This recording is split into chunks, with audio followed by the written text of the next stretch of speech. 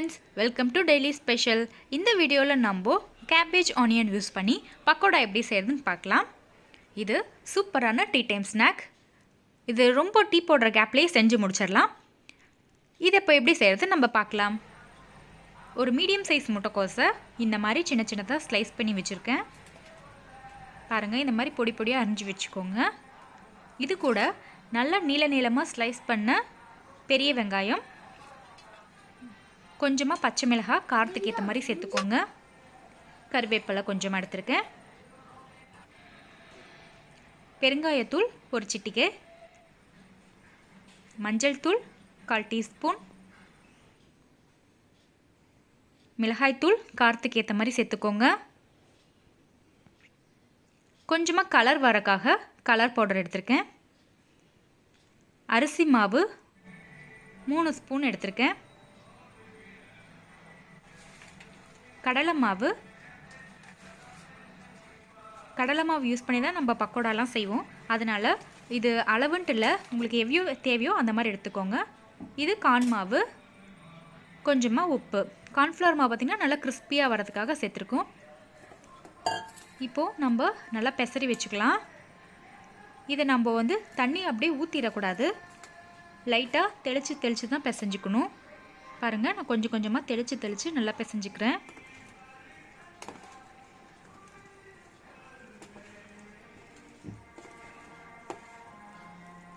ரொம்ப கொல கொலன்னு பண்ணிடாதீங்க, அப்புறம் பக்கோடா நல்லா இருக்காது. பாருங்கள், இவ்வளோ ரொம்ப நிறைய தண்ணி சேர்த்துறாதீங்க, லைட்டாக தெளித்து விட்டுக்கோங்க.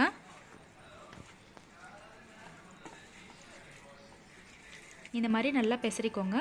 பிடிச்சா இந்த மாதிரி நல்லா பிடிக்கிற மாதிரி இருக்கணும். கொல கொலன்னு போயிடுச்சுன்னா அதில் ஒரு ஒட்டிக்கும். இப்போது நான் எண்ணெய் நல்லா சூடு பண்ணியிருக்கேன். இந்த மாதிரி நல்லா தட்டிக்கோங்க கையில். ரொம்ப உருட்டி ரொம்ப உருண்டையாக போட்டுறாதீங்க, உதுத்த மாதிரியே போடுங்க.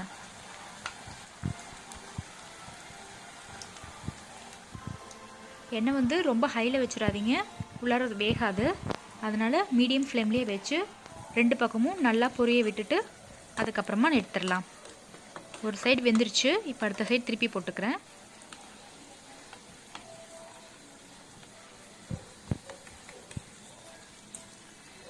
பாருங்கள், சூப்பராக ரெடியாக இருக்குது. கலரே பாருங்கள் சூப்பராக இருக்குது. நம்ம கலர் பவுடர் சேர்த்தங்காட்டி அதோட கலர் சூப்பராக இருக்குது. அவ்வளோதான், நம்ம பக்கோடா நல்லா பொரிஞ்சிருச்சு. இப்போ நம்ம எடுத்து பிளேட்டிங் பண்ணிடலாம். அவ்வளோதான், ரொம்பவே சூப்பரான கேபேஜ் ஆனியன் பக்கோடா ரெடி ஆயிடுச்சு. இதை எல்லாருமே கண்டிப்பாக ட்ரை பண்ணி பாருங்கள். அதுக்கு முன்னாடி என்னோடய சேனல் இன்னும் சப்ஸ்கிரைப் பண்ணாதவங்க மறக்காமல் சப்ஸ்கிரைப் பண்ணுங்கள். தேங்க்யூ.